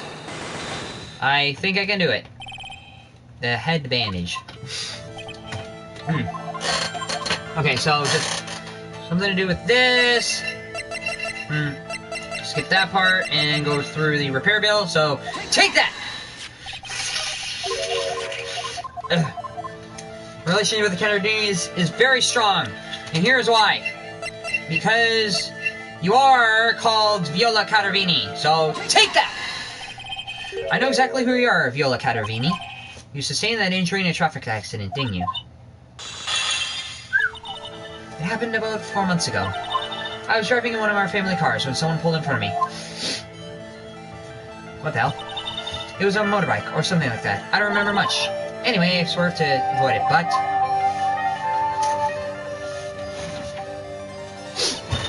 I took a blow to the head. A bad one. Yeah, I can imagine. So what happened to the person on the bike? I'm guessing they didn't get away with injuring the Viola Catarini, right? I don't know what happened to them. They ran away, or so I heard. Ran away? If they stay, I'd have hee-hee. This is possible. Could the person who committed the hit and run have been... the person who owned the scooter? So in other words... Take... It's this man, wasn't it? He was the cause of your accident. It wasn't Don Tigre. I refuse to believe it. We collided. The motorbike and my car. But Don Tigre isn't injured at all, is he? It was Don Tigre who caused the crash, I feel it. Plus, one of her locks just broke, so I must suspect it was him too. I'm sorry, Mr. Catarini, but I have proof that the Tigre was involved in a traffic accident on the bike. Because... his bike is all smashed up. So take that! It's not exactly a motorbike, but Mr. Tigger runs around on a scooter, doesn't he?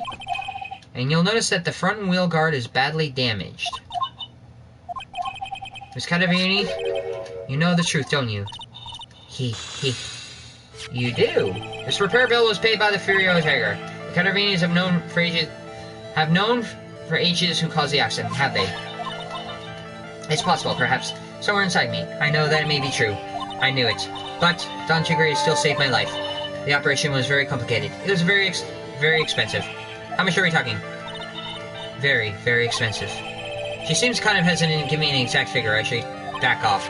Well, anyway, it was Tigre who paid for it, right? After I recovered, Don Tigre told me. He said he paid for the operation because he cared about me. I believed him. Really? Do you honestly believe that is to be true? You want to know what I think? I think the reason he paid for the operation was because of you, but someone else. He paid it because he knew.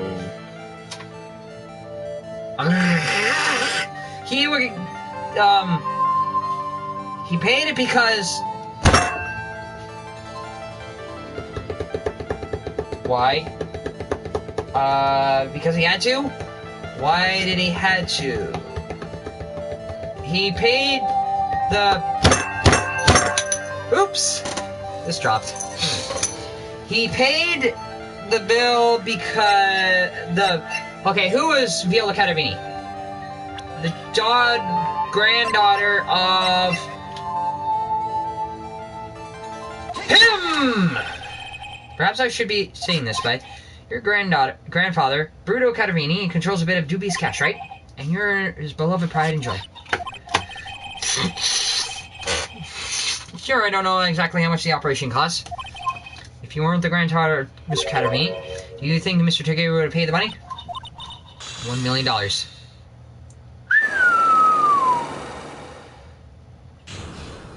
Ugh. Okay, finally fix that shit up! Advantage. 4 months ago, I was in a traffic accident. That's why I needed the operation. When I woke up, they told me it was nothing serious, a simple procedure. Oh, really? Well, I guess if she was recovering in 4 months, it couldn't have been too big. They said the operation cost $1 million. $1 million bucks! My grandfather ordered Don Tigre to pay $1 million in compensation. Compensation? Huh? It's underworld lingo for paying money to settle a score. Basically, pay or get into some serious trouble. But $1 million bucks? This has to be related to our poisoning case somehow. Compensation? I wanted to believe him. I wanted to trust what Don Tigre said. He said it had nothing to do with my grandfather being Bruto Cavarini. I wanted to believe he helped me because he cared about me, not about my grandfather. And she's crying, but I knew that it wasn't really true. Wow, I'm so sorry. If what he did to get all the money, it was evil. He said that it was all for me, so I helped him. You helped him? In what way? Here, take these. What are these, medical papers? I'm Bruto Cadavini's granddaughter. He had to pay compensation. He was made an offer he simply couldn't refuse. Because Godfather did it better! And Marlon Brando is a way better actor. I feel like I'm all stuffed up.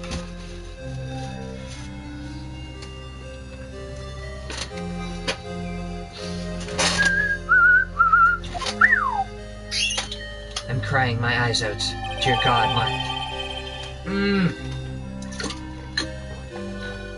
Viola's medical papers, $1 million bill for cranial surgery payment was due last year. Wow, I feel so bad for Viola.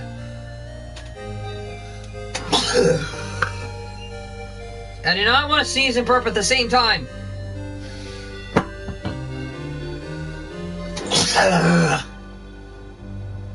Okay, maybe close enough, but... I gotta take a shower.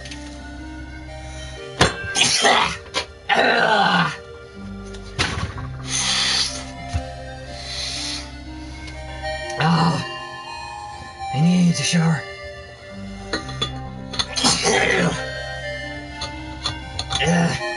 It's inexcusable. Huh? There are two things that I consider inexcusable. Poisoning and betrayal. Only a coward would hurt people using these tactics. Is everyone alright, Nick? Then we should get going. Right after we finish our espresso. Yeah.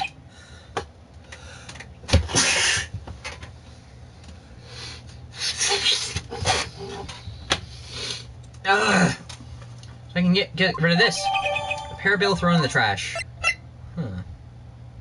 Oh wait, and there's this one. Sign that I forgot to read. Win through compromise. I wonder what that's supposed to mean. It must mean something if they took the trouble to frame it like that. Yeah, well, it still doesn't make any sense to me. That... Ah! That's Senator Leonard's guiding principle. Oh. Compromise the customers to win. Oh, I see. How about you, Nick? Yeah. How long do you want to compromise my hair, I think?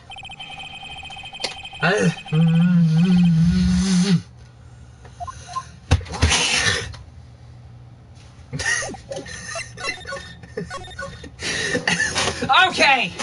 What the shit was I supposed to do again? Trispian, you will see Armstrong.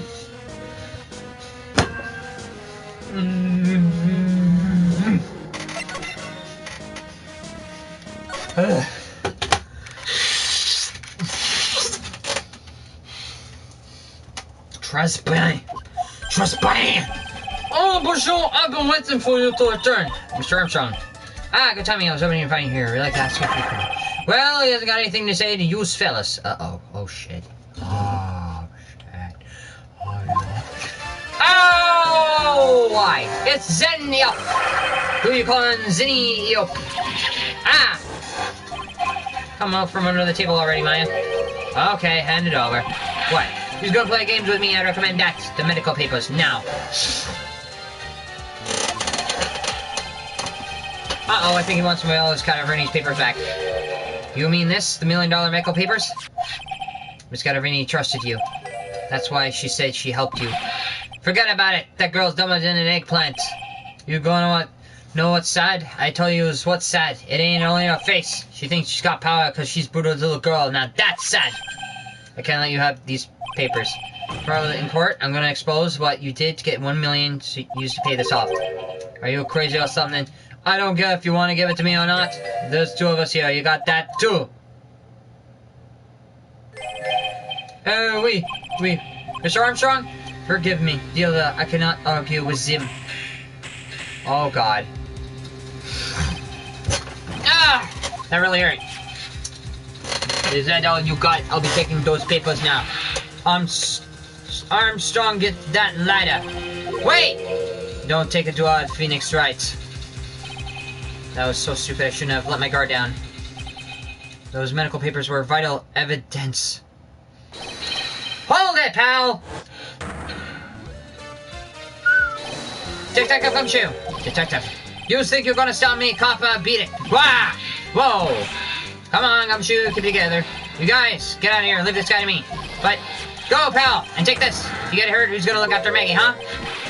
Alright, thanks, Gumshoe. Wait, Nick! Don't leave me behind! Guys, do I still have the medical papers? I'll get even with that guy. Nice! I still have it secured. Tender lender is going down. Yes, I've secured the evidence! That's good. And that means he can't say anything about that. Hey, I have the vital evidence, so I'll take this asshole down. This frickin' phony! You're a great big phony! I'm having Family Guy vibes for a second. January 8th, 9:46 a.m. Just record Defend the Lobby number 1. Good morning, Mr. Wright. Good morning, Maggie. So, what do you think is going to happen today, sir? Yesterday's session didn't go so well and ended on a giant mystery. That's true. And we still haven't solved a single part of it yet. Are you okay, Nick? Huh? Oh, yeah, of course. I saw that little flash of doubt in your eyes. No, that wasn't doubt, that was determination. Why don't I believe you? It's nearly time, Maggie. You better get going to the defend the seat. Roger, don't let me down, Mr. Wright. I'm counting on you. I'm a waiter. Hey, pal. Hey, Detective Gumshoe, quit stressing Maggie out. She doesn't need that. How do you even know she was stressed? I was watching through the doorway. Oh, you look like you were lost. You lost the case. Show a bit of confidence, will you, pal? Here, maybe this'll help. Huh? Have you taken aromatherapy too? Not in a million years, pal. Don't tell me you don't remember this thing? Come to think of it, it doesn't look like one of those aromatherapy bottles. This is the small bottle that turned up at Trace Bean's kitchen a couple days ago. Wow, look at all these little bottles. Oh, they're aromatherapy bottles. There are so many, they're overflowing on the floor. Hey, wait a minute! There's one bottle that's different from the others. Well, what do we know? It doesn't have a label either. And it doesn't smell. We found the analysis results back from the lab. So, what is in it? Is it poison? I'm afraid not, pal. It's medication. Is that the ear medication? Medication? Yeah, for ears. Topical use apparently. For ears, you mean? Yeah, it's the medication Glenn Elk was using for his ruptured eardrum. That was Glenn Elk's medicine. What was Glenn Elk's ear medicine doing in the kitchen? Found covered in unidentified fingerprints in the kitchen. What do we know about the unidentified fingerprints? Anything on it? Someone screwed up, so they only had time to analyze the contents of the bottle. Another hour they might have gotten something on the prints, but it's gonna weaken its impact as a piece of evidence. Okay, pal, this is it. Make sure your defense is impregnable today. Got it? Today's trial. I'm gonna expose that guy for what he's done, or my name isn't Phoenix Wright. Or my name is not Courage the Cowardly Dog. Or the Lion from Wizard of Oz. January 8th, 10 a.m. District Court. Quarter number 4. The court is now in session for the trial of Maggie Bird. The defense is ready, Your Honor. And ready and waiting as always, Your Honor. Very good. Then we'll get underway at once. Yesterday we heard the testimony of Mr. Victor Kudo. He claims to have witnessed the defendant putting a powder in the victim's coffee. However, the witness's testimony was plagued with a number of problems. The mark on the rim of the cup shows the victim drank it with his right hand, and according to the old man's testimony, he picked it up with his left hand. Thank you, Mr. Godot. Furthermore, according to the witness's account, the victim was listening to the radio with an earpiece in the left ear, yet the victim's left eardrum was ruptured, which made him effectively deaf in that ear. It's amazing how many contradictions a single case can have, huh, Nick?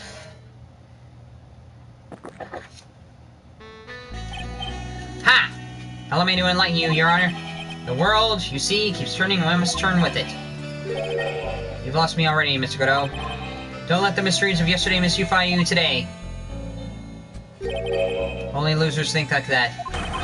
We've got to change with the times. That's one of my rules. Are you implying that you've resolved these contradictions? You know the answers to these riddles? The old guy wasn't just throwing season there, he was throwing us off the scent.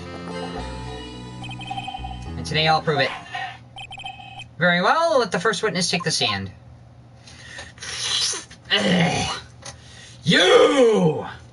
And you are? Oh, bonjour, everyone! I am Jean Armstrong, the owner of the head chef of the Tresbian restaurant, Enchanté. Forgive me for asking witness, but are you a woman? No, the witness is not a woman. Ooh la la, monsieur! As you can see, I am le perky gentleman, no? Hold on the day of the incident, you're at Tresbian's kitchen. Is that right? With you, monsieur. Everything feels right.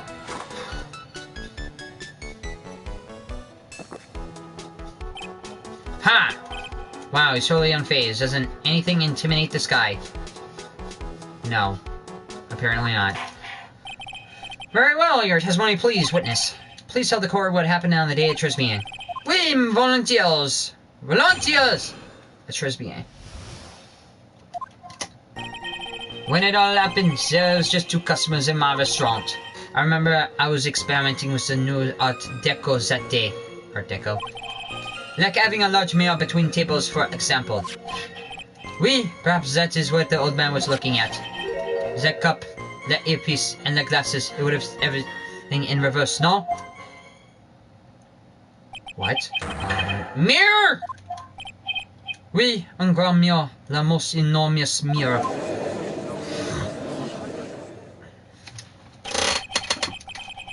And suddenly the mystery disappears. Like I said, the world keeps turning, so roll with it. That would explain the coffee cup and the earpiece conundrum. The mirror would have made everything appear back to front. What the heck? It's way too early in the morning for this to be happening to me. Now then, Mr. Wright, you may begin your cross-examination. Okay. So everything was reflected with a mirror.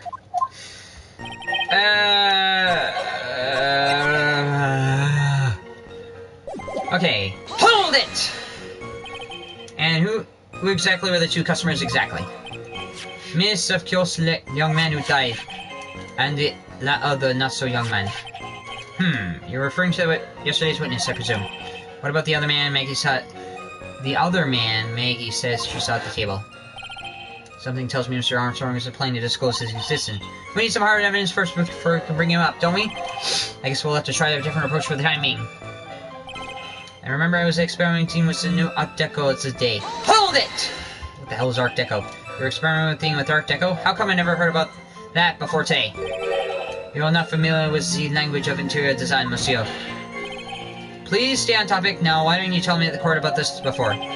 But I did, just a few moments ago. Excuse me, Mr. Armstrong, this deco you mentioned, are you referring to some sort of decorature?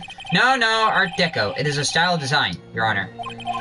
Let's talk about interior design, walls, ceilings, carpets, and that thing. Ah, yes, of course, that deco. I was trying to achieve a more effeminate look for my restaurant. I was planning the most bold remodeling of the decor. Like having a large mirror between the tables, for example. Hold it! How big of a mirror are we talking about here? Boof! Say about 4 meters wide and 2 meters high. Let's see. One mirror is about 1 yard. Holy glass in a frame, that's huge. I was intending to install it on the ceiling eventually. The ceiling? Was there a mirror on the ceiling? I don't remember. No, but I decided not to go through with this in the end. What should I do? Should I ask him more about the mirror or not? Yes! There's a mirror there. If you really had such a large mirror in the restaurant, someone would have noticed. But there's nothing about a mirror in Mr. Kudo or Maggie Bird's testimonies. But you didn't ask, Wright. You have only yourself to blame for such sloppy work. What? A mirror was delivered to Trisby the day before the incident. Really? As Mr. Armstrong testified, he was carrying out some design changes. And as it turned out, he didn't actually use the mirror in the end. This just doesn't add up. If a mirror was delivered to Trisby, it doesn't prove that it was in the... It doesn't prove that it was in the restaurant the day of the crime. Ah, if you want to doubt someone, try it. Look at the mirror. I'm sure the person looking back at you will be dubious enough. So the witness yesterday has seen the victim reflected in the mirror. Perhaps that is what little man was looking at. Hold it! Normally, I'd expect people to know the difference between a reflection and a real object. Normally, how does normally come into this? That's lame, trite, even for you. Huh? Are you trying to say that if something isn't normal, it isn't possible? Is that it? Where does that leave the porky-headed lawyer and that top-knock chick over there? And the ungodly cool guy with the mask over there? Well, trite? It seems like the characters are a little bit self-aware. Ah! Not there! I don't have a top knot! Mr. Grotto is correct. A lack of normality is no basis for discounting an argument. Bien! Logic as one la day. Look up the earpiece and the glasses. You would have seen everything in reverse. No? Hold it! He would have seen everything in reverse. Oui. Hey, Nick, we should take a second and think about the old CD said in his testimony. How did he phrase it again? The boy was wearing the earpiece on the same side as the green lens of his specs. No question, you can lock me if I'm wrong, it was his left ear, without a doubt. And then he used the same hand to pick up his left hand. If you saw everything described reflected in the mirror, then everything he saw on the left was actually on the right, huh? And that clears up all the problem with his testimony, I guess. Or does it? Ha! It's kind of hard to believe everything the fault of a mirror, but do you think old CD saw everything reflected through a reflection? If he did, it would explain all the contradictions in the testimony. But that makes the situation worse for Maggie. There's got to be something in the old man's testimony that's got to dig deeper. When all happens, you're just... Okay. So, the old guy is saying he saw it. Remember, I was experimenting with some new Art Deco. the cup, the earpiece, and the glasses. You would have seen everything in reverse, no?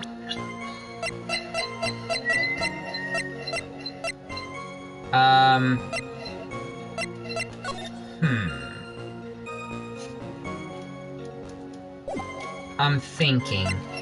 I'm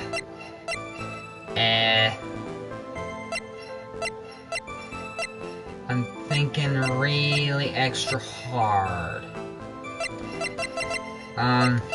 Messing back for that. You would have seen everything in reverse. No? No! Oh shit, I fricked up. Shit! I feel like there is a frickin'. You would have seen everything in reverse. No? Okay, so. Blueprints of the crime scene. Ah shit, do I have to use a frickin' walkthrough just to get through this part? You would have to see everything in reverse. No? The kitchen taken near the crime scene. Okay, so is there anything that shows it was not taken in reverse? Present Garnetzx profile, the fifth statement. Oh! Okay, now I get it. We're in HDMI over the left eye, left ear, terminal structure. So, objection! The coffee cup, the earpiece, and the HDMI. Let's think about to Mr. Kudo's testimony for a second, shall we? The boy was wearing this earpiece on the same side of the green lens as the specs. No question, you can lock me if I'm wrong. It was his left ear, without a doubt. So, to summarize, we were told that the HMD and the earpiece were on the victim's left side. Now, if Mr. Kudo saw that as a reflection in the mirror, it means both the HMD and the earpiece were actually on the victim's right side. Exactement, you see, monsieur. Now as you think about it, it's not so hard, no? Nope. Unfortunately, that's where we run into a monumental contradiction with the facts. If Mr. Kudo really did see everything in the mirror, why is it the HMD is now on the wrong side of his head? Order, order! Mr. Wright is correct. If the witness genuinely observed the victim reflected in the mirror, then we would have to expect the victim's eyepiece to have been over the right eye.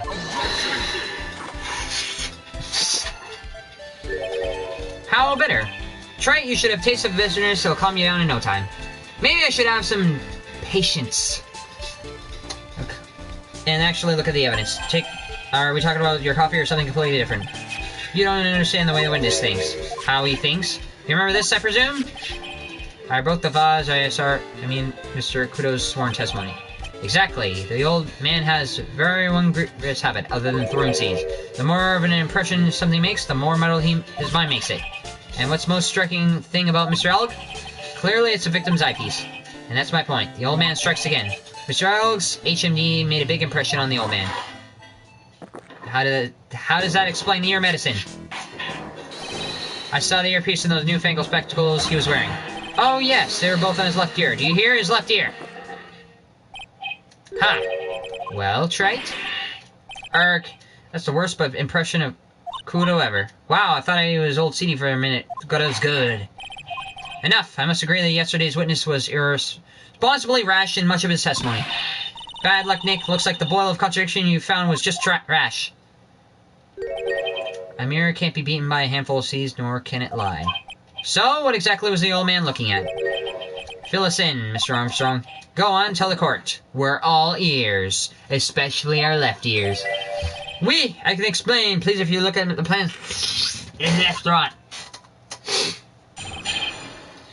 The mirror. The mirror. Hello, is everything sitting comfortably? I'm actually in a video call with your assistant, Curtis. Really? Mind if I join? I'm gonna stop after this. Here's only one seat where you could have seen the image of the victim. That is a seat next to the victims. That is where the old man was sitting. After that terrible accident occurred, I moved the mirror so it was not in the way. But naturally, I did not touch anything else. See, no problems with the explanation we just heard. From the table next to the victims, Mr. Kudo could have seen the victim in the mirror. What a naughty little coquette I am. Confused all the men like this. I don't worry about it. We can all keep up except for the guy breaking out in a cold sweat over there again. Ah, I hate that guy. You see there you didn't touch anything else apart from the mirror? Are you quite sure about that? Volunteers! Of course. I'm French, damn it! Very well, sir. Your cross-examination, if you please. Please and thank you. Okay. Let me, it was in the middle of the restaurant, dividing the two halves. Hold it! So, run this by me again. The mirror was here, correct? We? Really? Because I know if I were you, I wouldn't have put a mirror there, it would be annoying. Look at who's talking, Trite. Huh? You're obstructing my view, among other things. But, this is my seat in the courtroom. Just being charmed as that gives you the impression that you're a lenient customer. Temporarily placing a mirror in the spot would have hardly be in the way. Unlike you, Trite.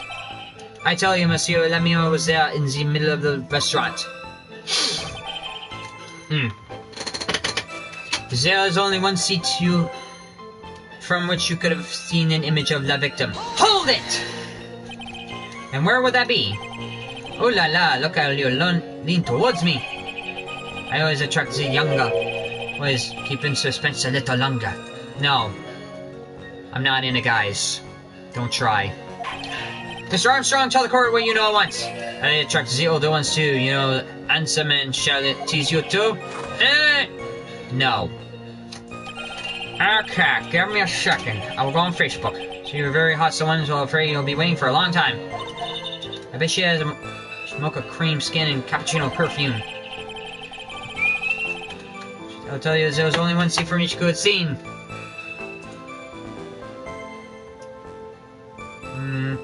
Care to invite me to the video chat?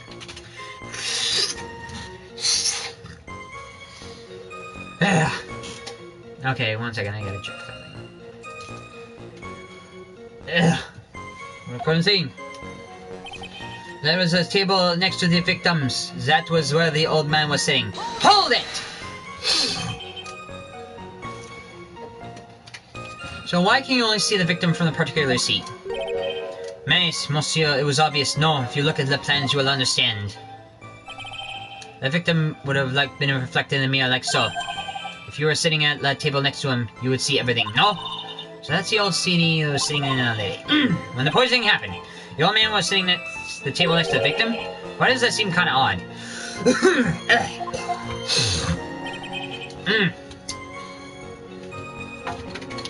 After the terrible incident, I moved the mirror so it was not in the way. Hold it! So did you move the mirror while Mr. Crudo was off calling the police? Oui, exactement. I carried it out of the restaurant's inn. You moved the huge mirror like that all by yourself. What can I say? I know how to pick things up, handsome. Hehehe. Crudo actually laughed at something. Well, given the witness's physique, I suppose it's possible. Did you move anything else for the crime scene, Mr. Armstrong? I look like the obligate type, no? But naturally, I did not touch anything else. Hold it!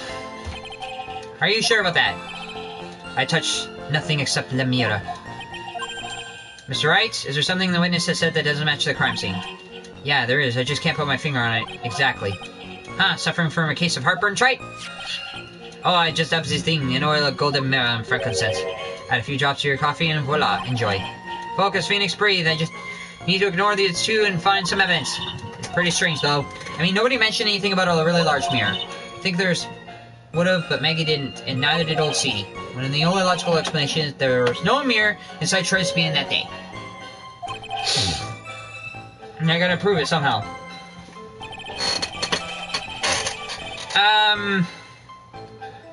Okay, let's assume the facts.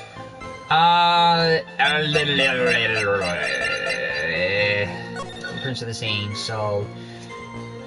Victor Crudo's at that table. To the left of where the crime scene has happened. Photo of the scene taken near that. What is off about this?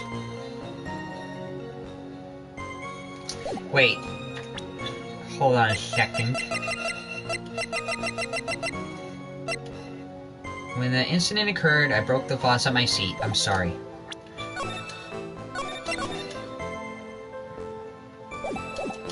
There's only one seat. There was a table next to the victims. That was where the old man was sitting. I don't think so, because... Objection! Because the table at which she was sitting... Your Honor, Mr. Kudo's words yesterday strongly contradict Mr. Armstrong's testimony. This is the letter of apology written by Mr. Kudo. Is it correct?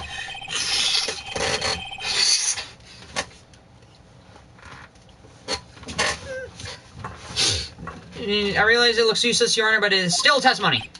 Ha! I guess useless people are really good at identifying useless things. What relevance does this scrap of paper have to the trial, Mr. Wright?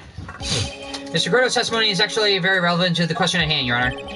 Because it contradicts this piece of evidence. This! The photo!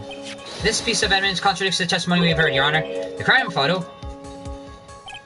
Yes, this photo clearly shows something that theoretically should not exist. What on earth do you mean by that, Mr. Wright? Should not exist? Huh, sounds like you're describing yourself.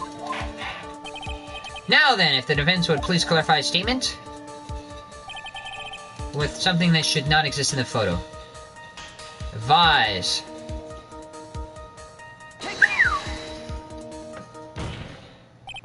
There is one thing that clearly demonstrated by yesterday's testimony. Mr. Kudo broke the vase that was on the table where he was sitting. And yet, as the court can see, there is an unbroken vase on the table next to the victim. Why?